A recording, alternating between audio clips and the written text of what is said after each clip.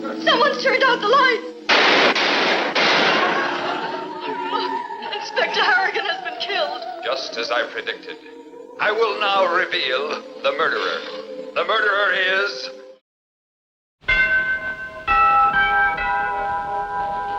I married Joan. Woo, woo. What a girl, what a world, what a light.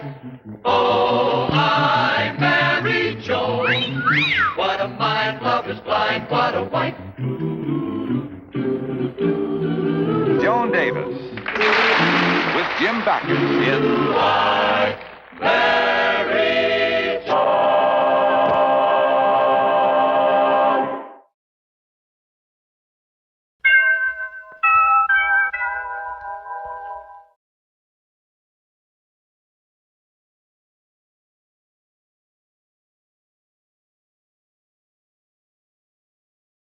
Well, Dr. Johnson, what brings you here? Not getting a divorce, I hope. No, Judge Stevens. You know, I don't approve of divorce, and especially in my case. You see, I'm not married. Oh, no. You approve of marriage, I hope. Again, not being married?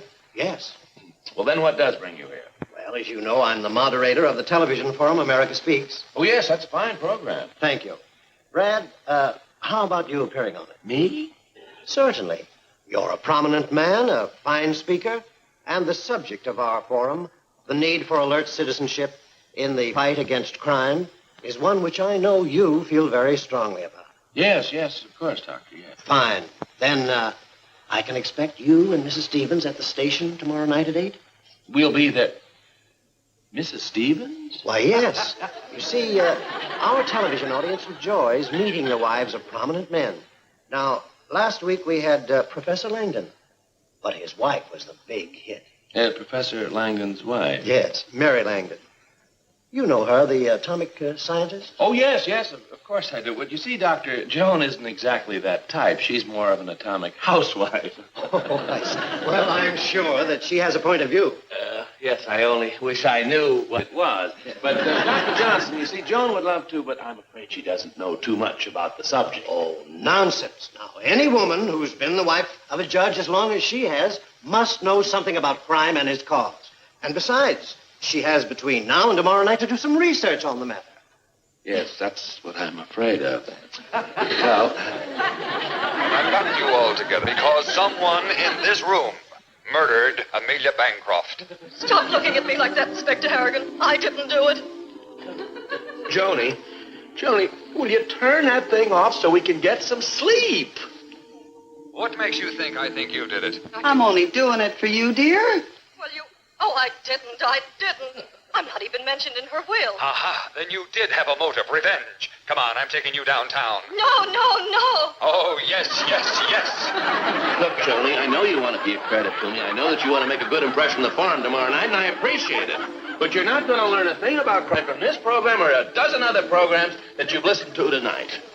Now start talking, or I'm booking you in, lady. Look, the window. It's Mr. Twilight. Look, I've got a full calendar tomorrow. We have to be at the forum tomorrow night. Don't anybody move. We gotta get some sleep, honey. Yes, I am Mr. Twilight, the avenger of all crimes. And I am here to avenge the murder of Amelia Bancroft. Because I alone, know the identity of the murderer. The lights. Someone's turned out the lights. Inspector Harrigan has been killed. Just as I predicted. I will now reveal the murderer.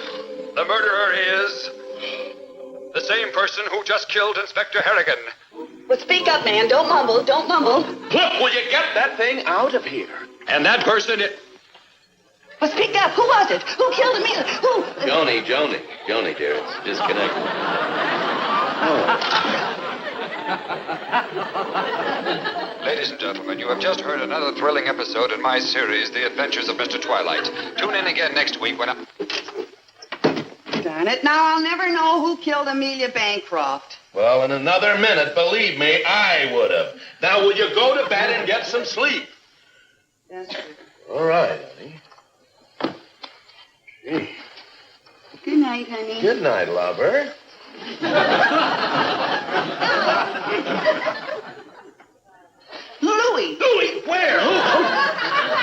who killed Amelia. No, he had an alibi. He was in Chicago. Lucky Louie. Joan, huh, baby? Good night, dear. Night.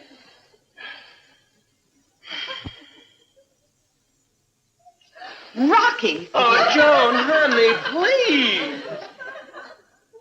No, he didn't have a motive. Maybe he didn't have one, but I'm getting one. Good night, dear. Good night, lover.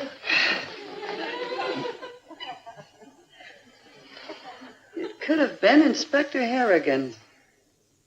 Inspector Harrigan was killed himself. Oh, he does have an alibi, doesn't he? Good night, dear. Good night.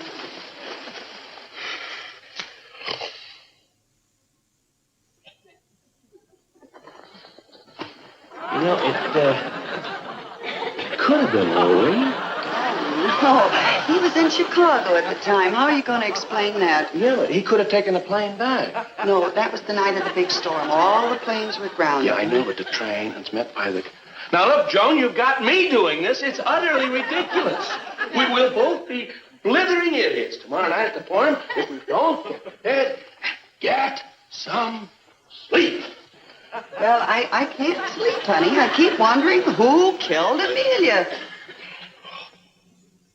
I know. Betty Cosgrove, next door. Betty Cosgrove killed Amelia Bancroft. Oh, no. She and Frank listen to all the mystery shows. She'll know who did it. Yeah, I know, honey. What's on your mind? Go ahead. Get it over with. Call Betty so we can get some sleep. Betty'll know. Yes, of course. Hello, Betty. Joan. Oh, I'm sorry that I woke you up, dear. Say, you listen to that Mr. Twilight radio mystery program, don't you? You never miss it, huh? Oh, until tonight? Well, the reason I called, Brad and I were listening, and just as Mr. Twilight was going to disclose who the murderer was, I accidentally unplugged the radio. Yes, we missed the finish, and Brad and I haven't been able to sleep. Yeah, I know.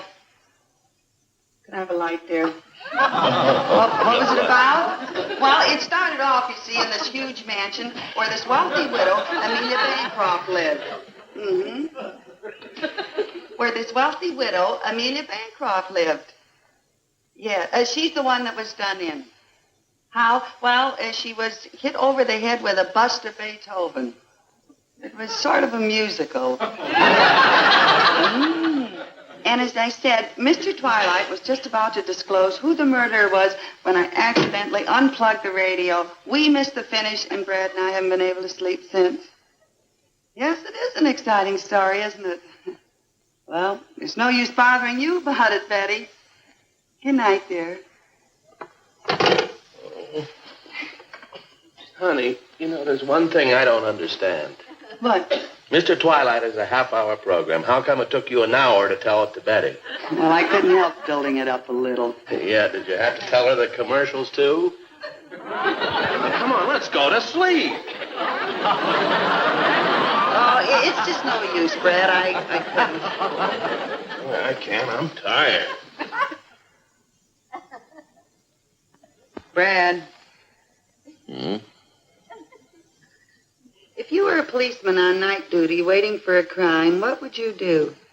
I'd ask to be put on the day shift. No, seriously, what would you do? Play cards. What else? Listen to the radio. Yeah.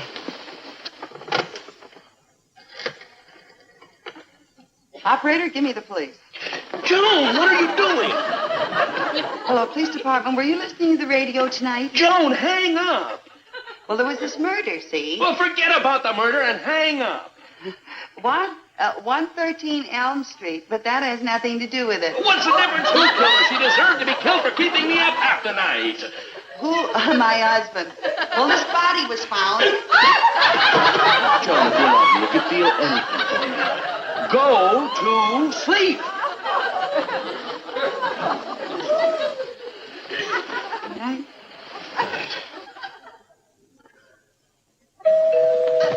Oh, no. Oh, can't be. What? Oh, 3 o'clock in the morning.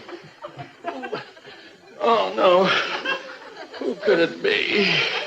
I don't know, dear. Must have company. Oh. Soft. This time, soft. Betty. Maybe it was Louis who killed Amelia Bancroft. Oh, you too. No, Louis had an alibi. Well, how about the chauffeur? Yeah, will you go to bed, Betty? Maybe it was... Yes, Betty. It could have been the nephew. He had a weak chin. Come on, let's go to bed. Honey, maybe if we reenacted the crime. No, I gotta get some sleep. Yes, listen. Now, you play Inspector Harrigan, and I'll be Amelia Bancroft. Let's see now. Inspector Harrigan was seated right here by a card table. He was playing claviage with the lawyer Osgood. Yeah, it's your deal, honey. And Miss Murgatroyd was at the open safe, and Amelia came gaily into the room. Anyone for water polo? Suddenly, the lights went out. A knife came flashing through the air. Oop! Oop! Oh! No. You be Amelia. I can figure it out better that way, I think, honey. Huh? Get right over here, dear. Yeah. Let's see now. Right there. Now, suddenly, the lights go on again. Ah! Amelia's standing there or lying there in a pool of blood. And Inspector Harrigan jumps to his feet and starts questioning everybody. Where were you? And where were you when the lights went out? Then the lights go out again. There's a knocking at the door. We got a report that a murder was committed in the... Joe, there's the body. Oh, that's no body. That's my husband. Yeah, it's funny. You see a million of them, but you never get used to it. Sort of gets you here. Yeah. No, he always looks like that. Look, lady, please. When do you figure he got it? Well, from the way he looks, about 6 hours. Cover him up.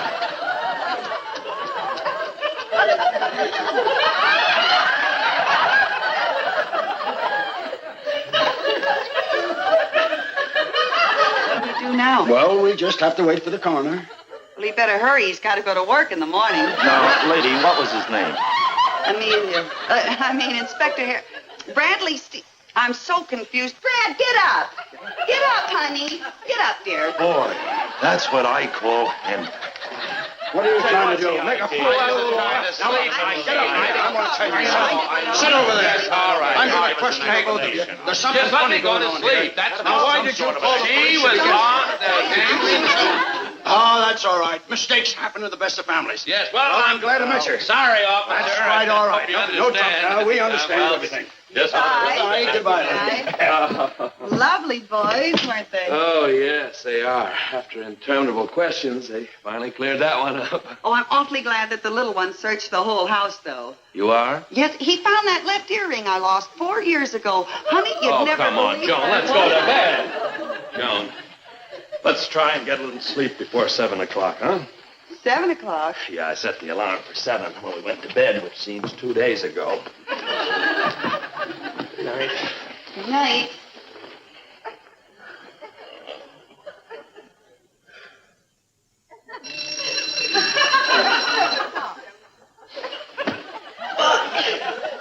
Isn't it wonderful what a couple of hours sleep can do for you? I feel great. Just great. Joan? Come on, lazy bones. Get up. Meet the new day. Joan, you only had 1 minute's sleep. Huh? Yeah, I haven't even been asleep yet. The alarm went off 1 minute after we got into bed. 1 minute sleep? I only had 1 minute? Uh-huh. Oh, Brad, why'd you tell me now? I'll never get through the day.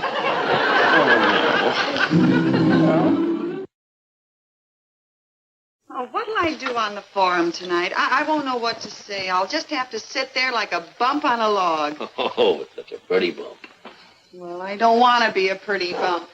I want you to be proud of me. I want people to say, ooh, that lucky Judge Steffens to have a wife like that. She's so clever. She's so smart. She's so brilliant. She's... She's such a dope. You are not. I am so. You are not. I am so. You are not. I am so.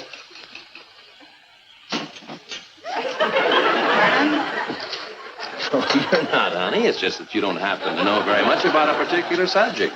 And there's no reason you should know. It's not a subject you normally know much about unless you spent years studying it or spent some time amongst the criminal element. Spend time among them? Yeah, even then it's hard to find out how they think and feel because they don't talk very freely to outsiders. They don't, huh? No, they've got to trust you see, before they open up to you. They've got to feel that, well, that you're on their side, that you're sympathetic, that you're one of them. One of them, huh?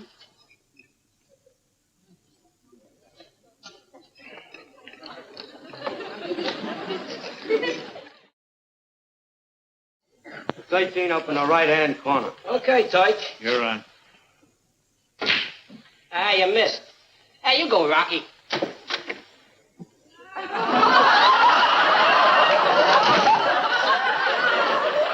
You thugs. Just blew in from Shy. The heat's on in Shy. How to take it on the lam from Shy. Shy. That's short for Chicago, you know. Yeah, well.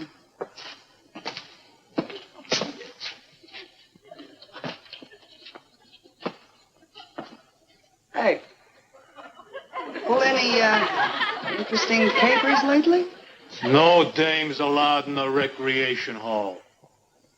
Recreation hall. I'd have sworn this joint was a pool room. Oh, a wise dame, huh?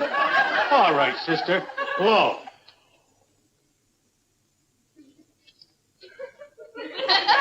Oh, yeah? Yeah. Oh, yeah? Yeah. Oh, yeah? Yeah! Yeah! Like the yeahs happen. Here you are, sir. Shoot, Rock. Go on. Hey, boy. Look, you can trust me. I'm one of you. I'm pulling little capers all the time. Spent half my life in these pool rooms. Snooker, rotation, spit in the ocean. Had the cops on my neck all night. Honest, fellas, I'm one of you. Would I be hanging out in these kind of places if I... Okay, sister, rack 'em up. Who, me? Here. Rack 'em up, boy. I spent many happy hours racking 'em up. I got in on my first big caper, see? And that's how I became a member of Big Dutch's mob. I gotta tell you about that. Big Dutch comes up to me one day and he says, Babe, I want you to rub somebody down. I mean out. Rack 'em up, I said. Yes, sir. Well, I spent many happy hour racking 'em up like this. Land some of my biggest capers in 'em, too. Don't shoot. Oh. This is for you. Break 'em. After you. Okay.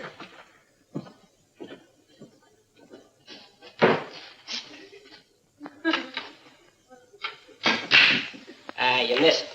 Your turn, babe.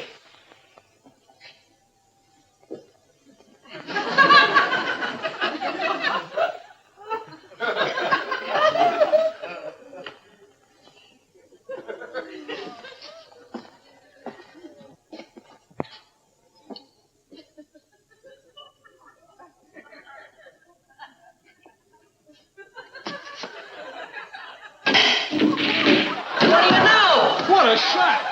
The mall's a ringer. Yeah. What I've been trying to tell you, boys, excuse me. I will now shoot the 11 ball in the side pocket with a 14 cushion bank in there. The hard way, of course. I still don't believe it. Impossible. You gotta show me that.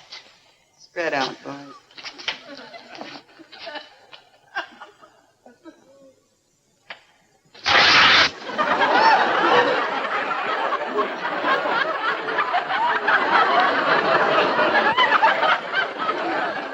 husband. The cops!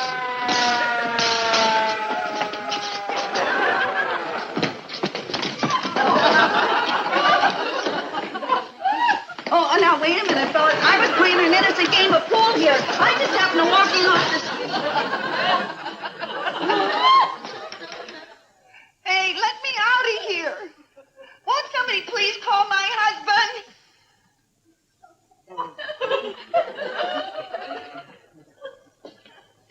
What are you in for, baby? Oh, this is murder. Murder!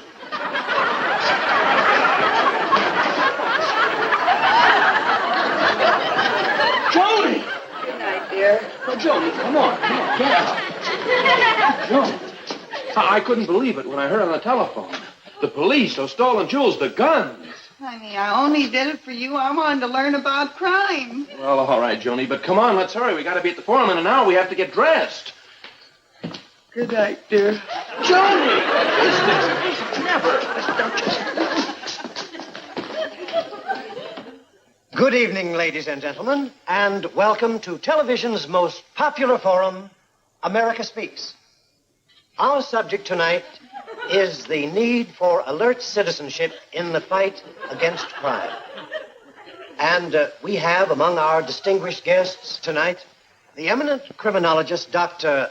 Thaddeus Wortel, and his gracious wife, Mrs. Wortel, whose new book, Society and Crime, has just been published.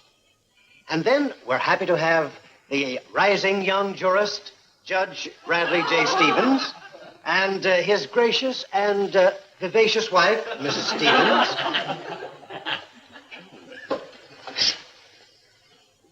And now that you have met our panel for this evening, I would like to say how happy I am to have them. Because the subject tonight is one of sufficient importance to merit such a panel. Their experience in their respective fields can be of inestimable value in finding the solution to this far-reaching problem. Judge Stevens, in his judicial capacity, is well equipped to give us the practical side of the problem, whereas Dr. Wortel and Mrs. Wortel, of course, as educators, well, they can give us the psychological motives in connection with this crime. And we start our panel with Judge Stevens, who in his capacity as judge has seen this problem at first hand.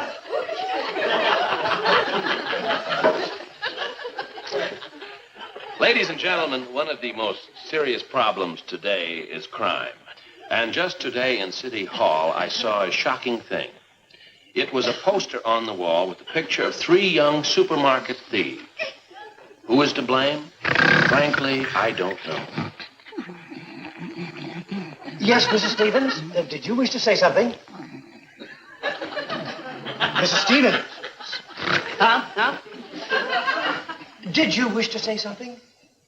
About what? About the poster your husband saw, which said, wanted 3 young supermarket thieves. Oh, well, I think it's a shame.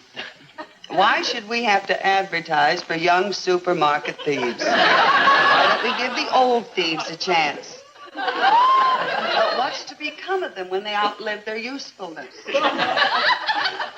Yes, are they to be put on relief? Joan! I say, as Lincoln always says, equal opportunity for all. Joan! And furthermore,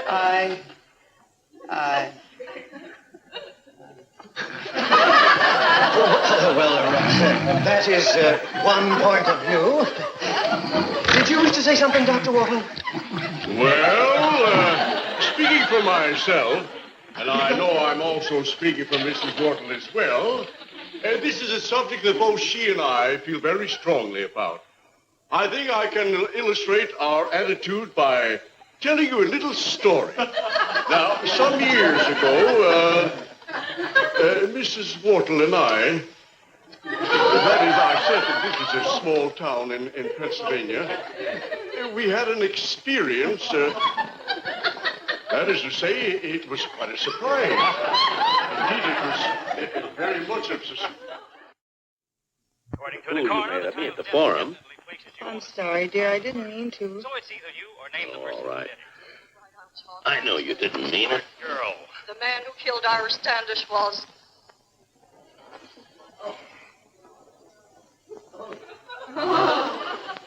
Maybe it was Harry who killed Ira Standish. No, Joan. No, Johnny, you... What a girl, what a world, what a life. Oh, I Seen in tonight's cast were Ann Chafee, Tom Dugan, Jim Hayward, Jock George, Hal Taggart, Jesse Simberg, Gil Fry, Nicky Stewart.